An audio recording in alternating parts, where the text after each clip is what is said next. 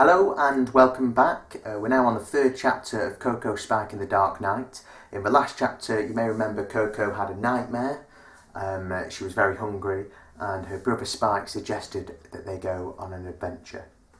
So this is it, chapter 3, Adventure. 5 minutes later, Coco's heart was pounding. She'd never felt so alive before in all her little life. Moments ago, Spike explained how Grandma Willow had drunk a whole bottle of nutsap to herself and fallen asleep while knitting in the living room.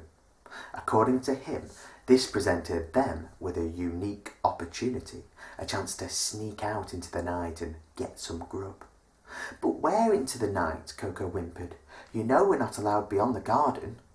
"I do it all the time," Spike had replied coolly. "In fact, there's something I've been wanting to show you." But Coco had stopped listening. Her tummy had turned over. Spike wanted to go beyond the garden.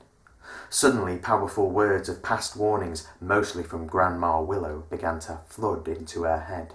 "To venture beyond the garden is to dance with death itself," she had once proclaimed. "The world is full of big, bad beasts that'll gobble you up whole. Think about what happened to your mother." Her paws were clammy. Her breath was short. "But didn't Spike just say he goes beyond the garden all the time? Surely he wouldn't lead me into harm's way," Coco thought to herself, as Spike stood, nodding reassuringly. "It'll be fun, I promise," he said. At these words, all doubt fled from Coco's mind, and she felt a shot of excitement rushing through her, like lightning dancing around inside her tummy. She had made up her mind. "Let's do it," she said. Now stood on the landing, shaking with anticipation, listening to the scratching, scraping sounds coming from Spike's bedroom. She waited with bated breath. "Hurry up," she whispered. "Keep your hat on, I'm coming," Spike replied.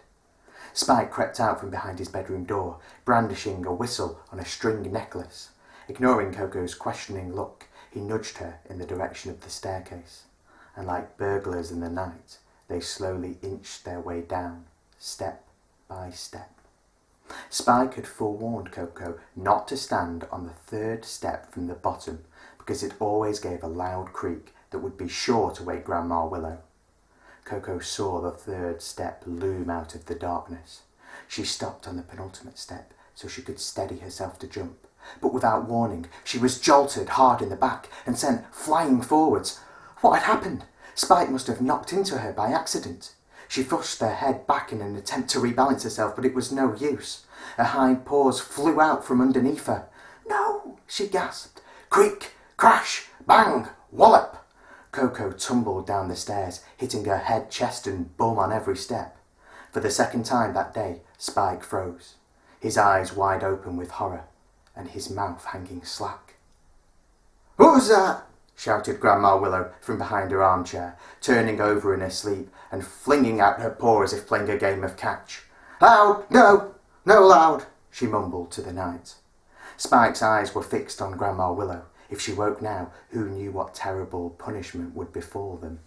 He daren't whisper Coco's name for fear of waking Grandma Willow, so he waited in silence for what seemed like an eternity. Eventually, Grandma Willow's breathing became very deep once more, and he slowly began to descend the stairs. Coco was still knocked out cold. Spike picked her up, carefully placed her on his shoulders, and inched his way out into the night. And that is the end of chapter 3.